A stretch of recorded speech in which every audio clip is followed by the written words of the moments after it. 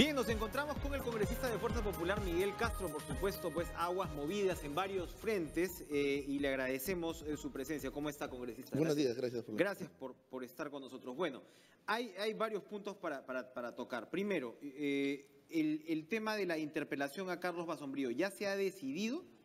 No, la interpelación está decidida, pero aún no se ha presentado la interpelación aún. De hecho, se debía haber presentado la semana pasada, pero yo creo que de esta semana de representación definitivamente muchos de los congresistas no vamos a estar acá en la ciudad de Lima y ya me imagino que la próxima semana se oficializará ya formalmente el pedido de interpelación. Bien, bien. Una encuesta sale por ahí, la República levanta que 70% no sabe por qué se va a interpelar a Carlos Basombrío, la encuesta GFK. ¿Qué responden a eso? Sí, evidentemente luego de la renuncia de Vizcarra, que ya se sabe no llegó a la censura, pero Vizcarra interpretó que iba a ser censurado, ¿no? Había toda una serie de especulaciones que seguramente a Vizcarra se salvaba en la interpelación, pero a Basombrío lo iban a censurar de todas maneras. ¿Cuál es la situación? ¿Cuál es el ambiente? ¿Se ha desinflado la posibilidad de censurar a Basombrío o todo lo contrario? ¿O hay un descontento muy grande con este ministro? Es que termina siendo muy irresponsable hablar de censura, porque la censura es el paso posterior a una interpelación. De hecho, una posición de manifiesto por parte de un Congreso de la República de que va a ir de frente a la censura, eso sí es irresponsable, porque la interpelación es un mecanismo democrático que tiene el Congreso de la República para que el ministro, en este caso, acuda y pueda responder a algunas interrogantes, ciertas preguntas, que además es un mecanismo natural. Lo que pasa es que estamos desprestigiando este mecanismo de interpelación innecesariamente, yo creo, cuando esa es la forma como se debería gobernar. Lo que está pasando es que este es un gobierno distinto, esta es una forma de hacer política distinta, donde no ha habido una fuerza mayoritaria que sea de oposición, por ejemplo, en los años anteriores. Entonces no hemos estado acostumbrados a que haya un control político por parte del Congreso de la República. Y lo que se hace es un control político. Lo que sí es bueno resaltar que la interpelación en el caso del exministro Vizcarra no provino del fujimorismo, ojo, fue una interpelación hecha por la bancada de Acción Popular y que terminó en una renuncia hecha por el propio ministro. O sea, yo lo que creo es que si tú tienes la firme convicción de que tu adenda era correcta, era la adecuada, corresponde defenderlo donde tienes que defenderlo. Pero si es el vicepresidente de la República y él sentía que podía ser censurado, que había muchas posibilidades, porque aquí no hay, o sea, si el fujimorismo decide censurar, censuró, pues. No hay digamos, como usted dice, una bancada repartida, un congreso repartido en el cual puede darse. Entonces, si se toma de alguna manera la decisión, ya es difícil dar marcha atrás. Yo lo he manifestado, no ha habido siquiera una señal de que iba a haber una censura. ¿Usted cree que no iba a ser censurado? Bueno, de hecho, yo le he manifestado que nunca hubo un acuerdo, inclusive, de proceder a una censura con el caso. Pero hubo voceros fujimoristas que hablaron de la posibilidad. No hablaron, nadie habló de censura. No, dígame usted quién, no, porque nadie habló de censura. Cecilia Chacón. No, nadie habló de censura. Lo que pasa es que en el tema no va a temblar las manos para censurar Bueno, ¿para qué lo dice entonces? En esas circunstancias, claro, no puede decir. Mira, hay una polarización innecesaria, yo creo, del Ejecutivo con el Legislativo. Yo creo que el Ejecutivo no está entendiendo que el trabajo de un congresista es justamente hacer control político, fiscalizar, porque entenderás que nosotros, que somos la mayoría en el Congreso, casi están representadas todas las regiones en nuestra propia bancada. Y terminamos siendo ese brazo o ese enlace del Estado con el poblador, con el ciudadano de pie. Y lo que espera el ciudadano de pie es respuestas y trabajo por parte de Ahora, pero lo que espera el ciudadano de pie es esta especie de ejercicio interpelatorio donde puede haber censura o puede no haber censura y mantener una suerte de espada de Damocles permanente, o lo que espera de repente la ciudadanía es que el Congreso, si tiene un poder tan grande concentrado en Fuerza Popular, ejerza un gobierno que, por ejemplo, nos organice la reforma electoral, ¿no? Que es una prioridad absoluta, y que no haya este desacuerdo evidente. Pues la señora Patricia Donaire ha salido a decir, oye, presentamos una reforma electoral de 440 artículos y mi propio partido dice que va a ser un insumo. No hay no puede haber una equivocación cuando el control político se convierte en la fuerza de identidad, ¿no? En la razón de ser de un Congreso mayoritario.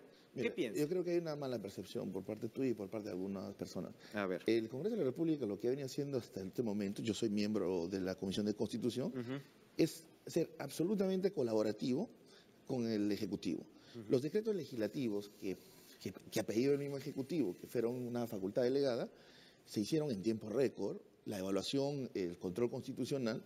De hecho, hemos sesionado extraordinariamente en algunos casos para llegar a cumplir con el objetivo y dar las facilidades. Lo que pasa es que hay una reacción también necesaria del Ejecutivo respecto a los congresistas de la República. Y si llegamos al tema de la reforma electoral, yo creo que ahí es una congresista fujimorista. Se están no es deponiendo más, creo que un interés, no puedo decir personal, pero de hecho están asumiendo como el autor de un proyecto de ley y quiere de todas maneras introducir esa ley a toda costa. Lo que pasa es que hay que entender, que hay procedimientos. Pero, Mira, esto es un grupo de trabajo, como yo presidí un grupo de trabajo de reforma del reglamento del Congreso, y yo no pude venir a imponer a la Comisión de Constitución que eso sea considerado un proyecto ya listo para ser debatido. De hecho, eso falta ver todavía. Claro, pero estamos pasando de una reforma electoral con un código de más de 400 artículos que seguramente habrá muchos que discutir. Usted mismo ha expresado sus reparos con el tema de la valla valla de firmas, ¿no? Que es muy alto, evidentemente 4% y otras cosas más. Pero en general recogía en buena medida las demandas de los organismos electorales en el tema de financiamiento, de democracia interna. Es decir, había buenos temas. Y esto pasa a ser una discusión en la cual se van a discutir 30 artículos y se les está pidiendo a las bancadas sus prioridades. Sí. No es pasar de una propuesta de código, seguramente imperfecta, pero de código al fin y al cabo, que podía ser modificada, que podía ser corregida, a una suerte de colcha de retazos. No, el código se va a ver.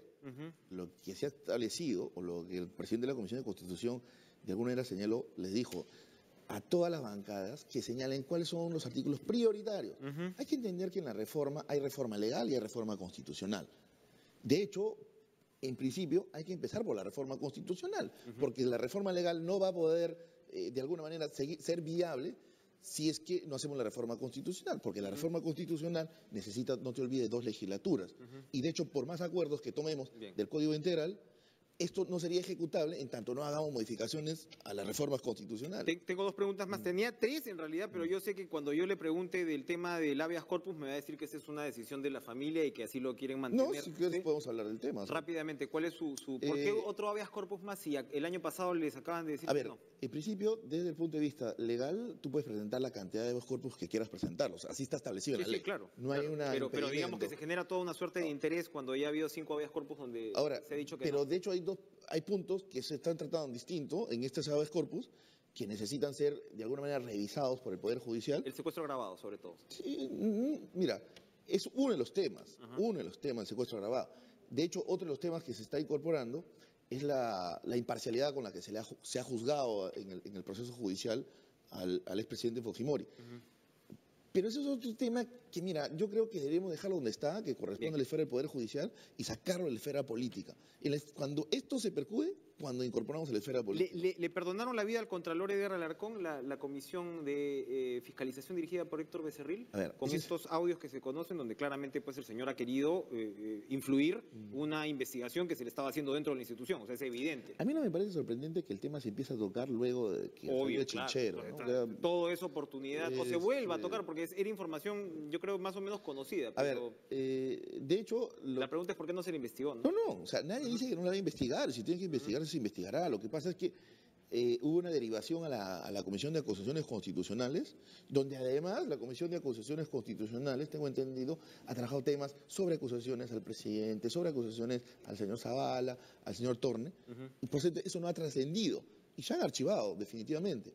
Lo que pasa es que había una derivación. Acá se presenta el audio. Había una clara manipulación del contralor, lamentable. Pero había una derivación a la Comisión de Acusaciones Constitucionales que de alguna manera se subsanarán, llegará a la Comisión de Fiscalización. Acá nadie tiene corona para que no sea investigado. Nosotros tenemos el firme compromiso de hacer una lucha contra la corrupción, mi estimado. Rocío, por favor, unita más. El fujimorismo está convocando un proceso interno para las elecciones. Esto quiere decir que el fujimorismo va a presentar candidatos a 2018, a las municipales, a las regionales. La idea es ir con la bandera propia de Fuerza Popular o, como en otras ocasiones, establecer unas líneas de alianzas. Cuéntenos, por favor, cómo se va a desarrollar este proceso internamente. ¿Usted es congresista de? Fuerza Popular Amazonas. Región de Amazonas.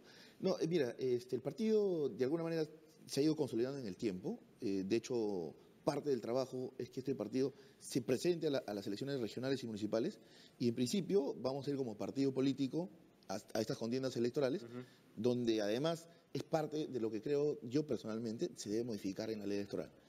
Creo que los movimientos regionales y movimientos provinciales han hecho mucho daño. Hay que fortalecer los partidos políticos. Y esa es la responsabilidad de todos los partidos, de participar en estas contiendas electorales, buscando justamente institucionalizar las elecciones y democratizar este país. Es una apuesta importante, que yo creo que hay que saludar, porque en realidad efectivamente es un descalabro el que se está viviendo ahora con muchos gobiernos regionales, y si un partido es democrático y si un partido pretende existir hacia el largo plazo, tiene que apostar, ¿no?, y terminar con esta división entre la política regional y municipal. Con la, bueno, es muy dañino, ¿no? Ahí entramos ya también a discusiones sobre el pasado y por qué hemos terminado en esto, pero vamos a dejarlo ahí y le doy las gracias, congresista Miguel Castro, por acompañarnos esta mañana, 8:26. Les voy a contar que luego de la pausa vamos a regresar con un bloque legal. ¿Qué cosa es este bloque legal? No es nada pues aburrido ni distante, todo lo contrario, todos tendríamos que estar enterados, por ejemplo, del tema que les vamos a traer, seguros de accidentes. Usted sufre de un accidente, tiene probablemente seguros, ni siquiera sabe en muchos casos que puede cobrar pólizas, que podría beneficiarse en un momento difícil, y con estos detalles vamos a volver al regreso. No se vayan de TVP Noticias.